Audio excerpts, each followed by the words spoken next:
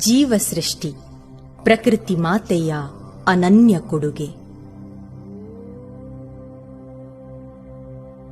ಇಂತಹ ಸೃಷ್ಟಿಗೆ ಸದಾ ಚೇತೋಹಾರಿ ಚಿಲುಮೆಯಾಗಬಲ್ಲ ಒಂದೇ ಒಂದು ಅಂಶವಿದ್ದರೆ ಅದು ಜೀವಜಲ.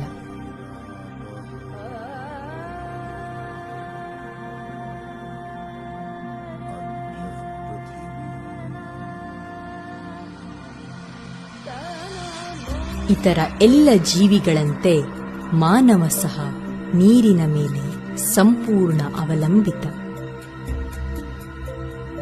ಈ ಭೂಮಂಡಲದಲ್ಲಿ ಎಂತೆಂತಹ ಮಹಾನ್ ನಾಗರಿಕತೆಗಳು ಆಗಮಿಸಿ ಅಳಿದು ಹೋಗಿಲ್ಲ. ಉಳಿದಿರುವುದು ಈ ಸಾಮ್ರಾಜ್ಯಗಳನ್ನೆಲ್ಲ ತೊಟ್ಟಿಲಲ್ಲಿಟ್ಟು ತೂಗಿಸಿದ ನನ್ನಂತಹ ನದಿಗಳು ಮಾತ್ರ.